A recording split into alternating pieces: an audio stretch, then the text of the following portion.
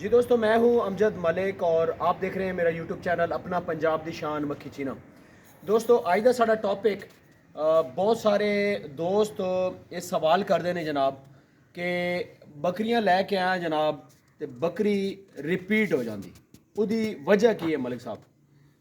दोस्तों गल इस तरह है कि तकरीबन मेरे अंदाजे दे विच जिहड़ी बकरी मंडी तो तुसी लैके आंदे हो और बकरी घर आंदे ही दूजे दिन या तीजे दिन वो बकरी क्रॉस हो जाती तो इट्स मीन कि वो बकरी रिपीटर है जनाब।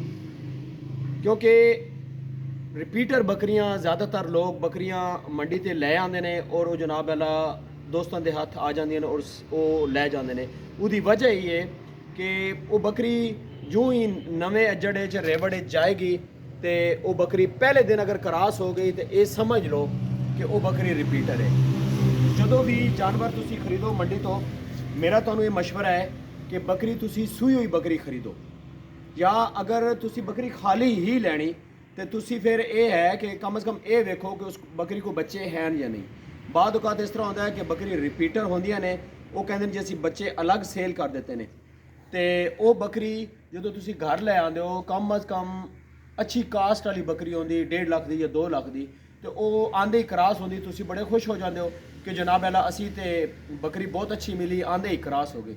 हालांकि वो बकरी रिपीटर होंदी और अगले 10 या 15 दिन बाद वो दोबारा हीट च आ जाती। इस वास्ते पूरी कोशिश करो कि बकरी अगर मंडी तो खरीदनी तो बकरी जनाब जी सूई हुई है बच्चे वाली बकरी खरीदो तो वो तुहानू फायदा देगी इंशाल्लाह।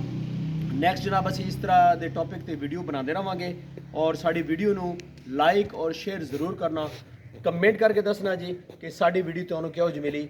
मिलते हैं जी नैक्सट एक खूबसूरत जी वीडियो ना। अल्लाह हाफिज़।